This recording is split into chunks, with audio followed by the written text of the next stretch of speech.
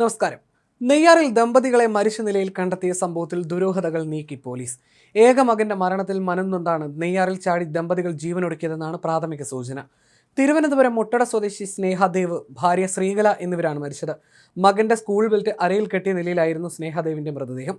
മകന്റെ മരണത്തിലെ വേദന സഹിക്കാനാകുന്നില്ല, ഇതിനുശേഷം ജീവിതം ദുരിതപൂർണ്ണമാണ്, ഇനിയും ജീവിക്കാൻ കഴിയുന്നില്ല തുടങ്ങിയ വിവരങ്ങളാണ് ആത്മഹത്യക്കുറിപ്പിലുണ്ടായിരുന്നത്. ഇവർ പുഴയിൽ ചാടി ജീവൻ ഒടുക്കിയെന്നാണ് നിഗമനം. ഇരുവരുടെയും കൈകൾ കൂട്ടിക്കെട്ടിയ നിലയിലായിരുന്നു. തൊഴിലുറപ്പ് തൊഴിലാളികളാണ് ആദ്യം മൃതദേഹം കണ്ടത്. പിന്നീട് ഫയർഫോഴ്സ് എത്തിയാണ് മൃതദേഹങ്ങൾ പുറത്തെടുത്തത്. ഇരുവരുടെയും ഏക മകനായിരുന്ന ശ്രീദേവ് കഴിഞ്ഞ വർഷം ഫെബ്രുവരിയിലാണ് അപകടത്തിൽ മരിച്ചത്. ലോ അക്കാദമിയിൽ അവസാന വർഷ വിദ്യാർത്ഥിയായിരുന്നു ശ്രീദേവ്. ശ്രീദേവിന്റെ മരണം നൽകിയ വേദനയിൽ നിന്ന് കരകയറാനാകാതെ ജീവിക്കുകയായിരുന്നു ദമ്പതികൾ. ഇന്ന് രാവിലെ 10 മണിയോടെയാണ് ഇരുവരുടെയും മൃതദേഹങ്ങൾ കണ്ടെത്തിയത്. നെയ്യാറിൽ കമിഴ്ന്നു കിടക്കുന്ന നിലയിലായിരുന്നു ശ്രീകലയുടെ മൃതദേഹം കണ്ടെത്തിയത്. ഉടൻ തന്നെ പോലീസിൽ വിവരം അറിയിക്കുകയും തുടർന്ന് നടത്തിയ തെരച്ചിലിൽ സമീപത്ത് നിന്ന് സ്നേഹാദേവിന്റെ മൃതദേഹം കണ്ടെത്തിയെന്നാണ് വിവരം. കൈകൾ പരസ്പരം കെട്ടിയിരുന്നു. കരയിൽ നിന്ന് 4 പേജുള്ള ആത്മഹത്യക്കുറിപ്പും ചെരുപ്പുകളും ജ്യൂസ് ബോട്ടിലുകളും കണ്ടെത്തി.